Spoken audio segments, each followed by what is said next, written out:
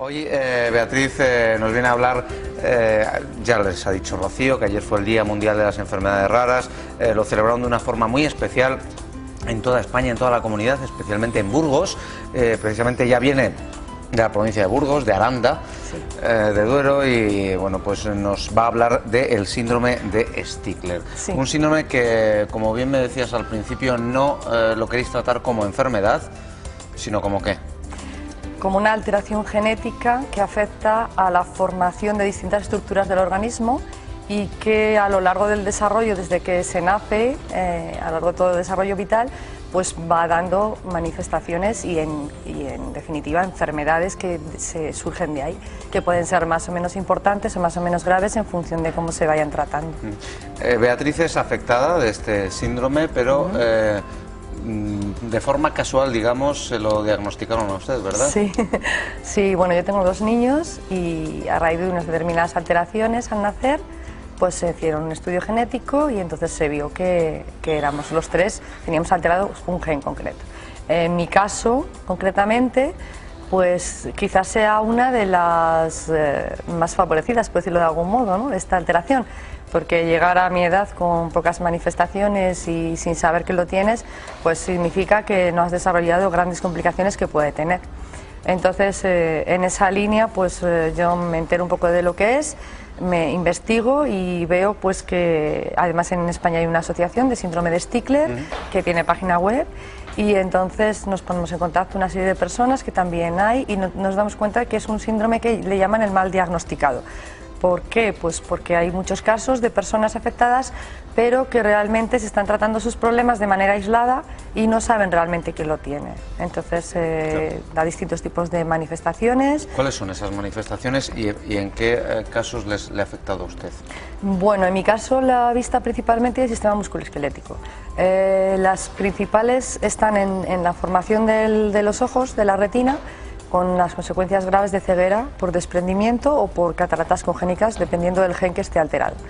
En general, la vista es el elemento o el sentido que se ve más afectado por esta alteración genética, porque digamos que según los datos, los americanos, que son los que van más avanzados, aproximadamente un 60% de la gente diagnosticada con Stickler tiene un desprendimiento de retina en ambos ojos entre los 10 y los 30 años, lo cual es un porcentaje bastante alto para tener en cuenta a la hora de prevenir. A partir de los 40 años disminuye el riesgo y entre los 0 y los 10 años es muy importante la vigilancia para poder detectar cualquier alteración y encuadrarla en el lugar adecuado. De modo que, bueno, me está diciendo que siempre hay algún método de prevención, por ejemplo, de este problema ocular, que en su caso, por ejemplo, vemos que no presenta problemas visibles, ¿no? Eso es. Sí, además del ojo hay otras zonas afectadas, pero desde luego lo más importante para prevenir este tipo de cosas es, primero, desde que nace el niño y se le puede ver o se puede prever que tiene cualquier alteración visual, es un seguimiento. Y si ya llegamos a tener la suerte de poder diagnosticarlo genéticamente, pues al menos una revisión ocular de cada 3-6 meses para poder ir viendo cómo se desarrolla. Porque los niños no saben decirnos qué diferencia visual tienen de un momento a otro, entonces es muy importante. ¿Y en el sistema, el otro caso suyo, el sistema óseo-esquelético? El sistema musculoesquelético tiene alteraciones pues como artritis precoces, desgastes, artrosis, y generalmente hay una hiperflexibilidad de las articulaciones que conlleva a forzarlas demasiado en edades infantiles y tener bastantes problemas de deformaciones, luxaciones, desgastes previos. Entonces más o menos en la cuarentena de edad, digamos, es cuando empiezan a aparecer pues problemas de rigideces, problemas musculares, problemas asociados a edades que habitualmente están en torno a los 60-65 años. También tenemos alteraciones auditivas, como es la disminución de la capacidad acústica, generalmente por debajo de los 30 decibelios, y eso en ese sentido influye muchísimo el desarrollo ambiental en el que nos movamos, es decir, todas las prevenciones que se hacen frente a los ruidos serían especialmente importantes en el síndrome si lo tenemos diagnosticado. Y también tenemos malformaciones cardíacas que, aunque son un porcentaje más pequeño, pues también se pueden dar, valvulopatías y demás, que generalmente se dan más con el desarrollo de la persona a partir de los 10, 12 años, 20 años, en función de cómo se haya diagnosticado y cómo se vea. Lo más importante es el cuidado de los ojos. Yo creo que es más o menos lo que a todos nos preocupa, lo que todos tenemos diagnosticado. Y sí que tengo que matizar que hay una alteración de uno de los genes de colágeno relacionados con este síndrome de Stickler que no da alteraciones visuales y que solo da alteraciones musculoesqueléticas de oídos o de corazón. Yo no sé si usted ahora mismo se encuentra con algún tipo de tratamiento, si existe algún tipo de tratamiento para este síndrome.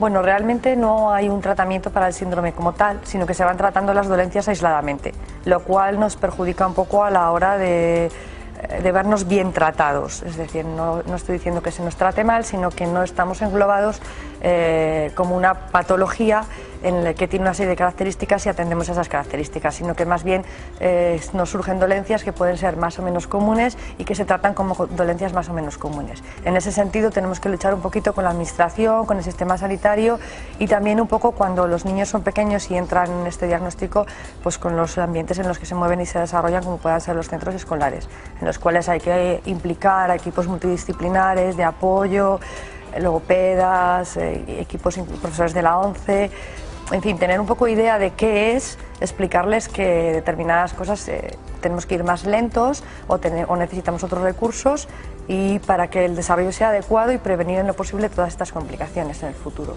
Hablaba de que en Estados Unidos van un poquito quizá más avanzados. Yo no sé si van más avanzados en cuanto a la investigación, lo cual sería afortunado para ustedes porque tarde o temprano acabaría llegando a Europa, a España en concreto, o están avanzados simplemente en el diagnóstico. Bueno, digamos que ellos tienen un poquito más avance en el diagnóstico, sí. La forma de diagnosticar es importante porque hay una serie de puntos que ellos ya tienen catalogados cuando ven algo en una persona que les llama la atención, relacionado por ejemplo con una miopía muy grande o con una pérdida auditiva importante o con una deformación articular. Van asociando cosas y tienen una escala para diagnosticar. En ese sentido van un poco más avanzados.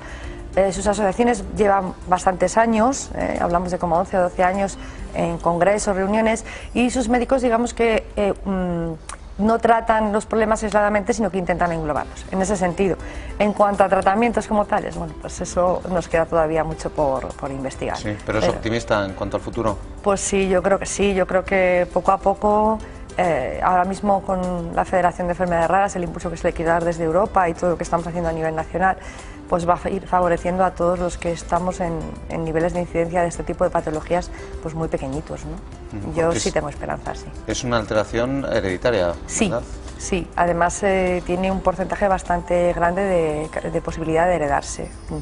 Y luego las manifestaciones pues dependen de tantas cosas, es decir, que algunas incluso en los estudios más digamos exigentes, los más minimalistas, han llegado a decir que incluso se puede diagnosticar, buscar alteraciones orofaciales que también van asociadas a este síndrome en el propio nacimiento, incluso con ecografía 3D desde el momento en que la madre está embarazada, es decir, buscando la formación de la boca, que el paladar esté correctamente formado, que la mandíbula esté correctamente desarrollada, porque luego eso da problemas en el desarrollo de la dentición, pero a muy corto plazo, en el momento del nacimiento, pues puede dar graves problemas respiratorios y de alimentación, incluso llegar a graves estados de desnutrición neonatales. Bueno, pues estamos hablando de un avance muy importante. Esperemos que llegue y que se desarrolle cuanto antes. Beatriz Gómez, muchísimas gracias por su participación y deseamos un gran futuro.